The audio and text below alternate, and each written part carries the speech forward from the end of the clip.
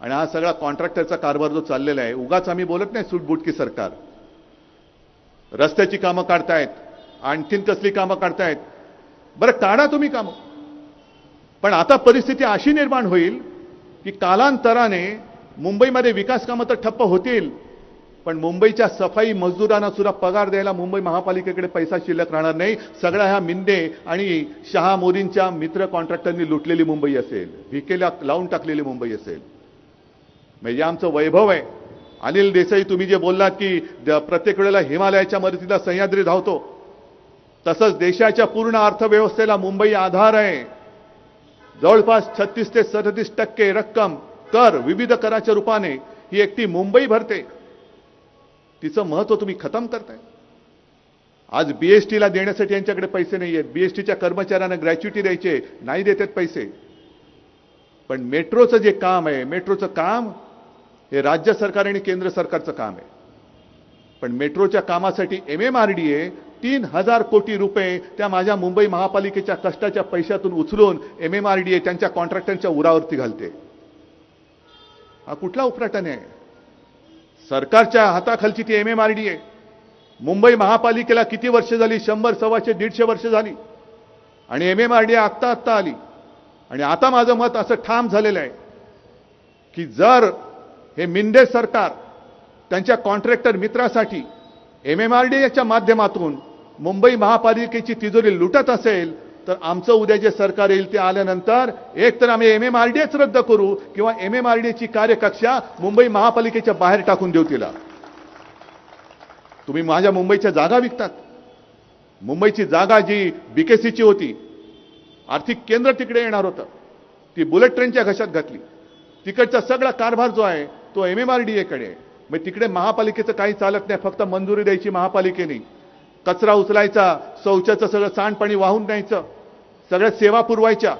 पण अधिकार हे टिकोजीराव, MMRDA आणि त्यांचे मित्र, ही मुंबईची पूर्णपणे लूट चाललेली. 3000 कोटी रुपये आज लुटतायत. आणखीन काही काळ जर राहिले, अख्खी मुंबई लुटून टाकतील. आणि प्रत्येक वेळेला दर महिन्याला यांची हीच इच्छा आहे की तुम्ही मुंबई मुंबई म्हणता, पगार देण्यासाठी सुद्धा रोज तुम्हाला उठून भिकेचा कटोरा घेऊन आमच्या दारात दिल्लीला उभं राहायला लागेल. हे तुम्हाला मान्य आहे? तुम्ही कष्टाने कमवता आणि ते सगळे दिल्लीवाले लुटतायत. एकतर काही उद्योग येऊ देत नाहीत, रोजीरोटीचा पत्ता नाही, कॉन्ट्रॅक्टरचे सगळे खिसे भरून टाकतात, महापालिका कर्मचाऱ्यांना द्यायला पगार उद्या ठेवणार नाहीत, BSTसाठी काही नाही, पण मेट्रोच्या उरावरती सगळं घालतायत. अरे एवढं तर आता कमीच झालं. पण कोविड काळाचा उल्लेख जो तुम्ही केलात, त्या कोविड काळामध्ये घोटाळे झाले म्हणून आपल्या लोकांना बदनाम करतायत. किशोरीताई आलेत का इकडे? किशोरीताई महापौर होत्या, त्यांच्यावरती किती नालायक माणसं आहेत. त्या बॉडी बॅगचा घोटाळा केला. म्हणजे जसा अटलजींच्या सरकारमध्ये जॉर्ज फर्नांडिस यांच्यावरती कारगिलच्या युद्धात शवपेटिकांचा घोटाळा म्हणून बोंबाबोंब झाली होती, त्यातनं काय निघालं नाही निघालं तुम्हाला माहिती आहे. पण आता कोविडच्या काळात मुंबईने जे अतुलनीय काम केलं, त्या कामाला कुठेतरी कलंक लावायचा म्हणून तसा घोटाळा झाला. खिचडीमध्ये घोटाळा, बॉडी बॅगमध्ये घोटाळा. तरी बरं, परवा त्या कोर्टाने असं कानफटवले मिंदे सरकारला, पहिला पुरावा दाखवा, कुठे घोटाळा कुठे झाला दाखवा आणि नंतर या. आता ते बघितल्यानंतर आता आपल्याला कळलं पाहिजे की यांना काय पुरावं की गाडवं या सरकारला, हे तुम्ही ठरवायचं आहे. म्हणजे वाटेल तसं बदनाम करून टाकायचं, कोणाच्याही अंगावरती चिखल उडवायचा, वाटेल ती बदनामी करायची. आणि बदनामी केल्यानंतर घाबरला तर ये माझ्या पक्षामध्ये. हे जसं आत्ता काल परवा पण आपल्याकडनं कोणतरी गेलं तिकडे, बदनाम करून टाकायचं. म्हणजे कोविड काळामध्ये एवढं सुंदर काम झालं तरी सुद्धा कोविड काळामध्ये घोटाळ्याने तुम्हाला नालायकाने लाज वाटली पाहिजे. संपूर्ण देशात कुठेही नाही असं फील्ड हॉस्पिटल जे चीनने 15 दिवसात उभारलं होतं, माझ्या मुंबईने 15 दिवसात 17 दिवसात तेही उभारून दाखवलं होतं. तुम्हाला अभिमान वाटायला पाहिजे. अख्ख्या महाराष्ट्रामध्ये कोविडची चाचणी करणारी जी काही केंद्र होती, लॅब होत्या, त्या फक्त 2 का 3 होत्या. त्या आपण वर्षभरामध्ये जवळपास 600-650च्या वरती आपण ती केंद्र घेऊन गेलो होतो.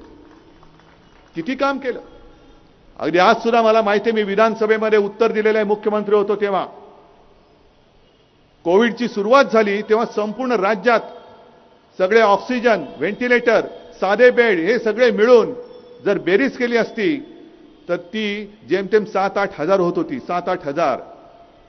आणि तुम्हाला समाधान वाटलं पाहिजे की एका वर्षाच्या आत आपण त्याची संख्या 3.5 लाखाच्या वरती गेली होती. 3.5 लाख. एका वेळेला आपण जवळपास 1.25 लाख रुग्णांना ऑक्सिजन देऊ शकू एवढी एक सिद्धता, सज्जता आपण केली होती. मला दाखवा दुसऱ्या कोणत्या राज्याने केली होती. मोदीजी, तुम्ही जे म्हणताय गुजरातनी तरी केली होती एवढी सज्जता? तुमच्या कोणत्या राज्याने एवढी सज्जता केली होती दाखवा. आणि माझं ते जे काय कौतुक झालं देशातला सर्वोत्तम मुख्यमंत्री म्हणून, हे माझं कौतुक नव्हतं, ते माझ्या जनतेचं आणि माझ्या शासकीय यंत्रणेचं कौतुक होतं. मी एवढा काही मूर्ख नाही लगेच काहीतरी दुसऱ्याचं श्रेय घ्यायला नाही. जे जे मी सांगत होतो तुम्ही ऐकत होतात, म्हणून आपण मुंबई आणि महाराष्ट्र वाचवू शकलो. पोलीस असतील, अगदी वैद्यकीय सेवा देणारे कर्मचारी असतील, त्यांनी सुद्धा जीवावरती बेतू दे पण आम्ही रुग्ण वाचवणार.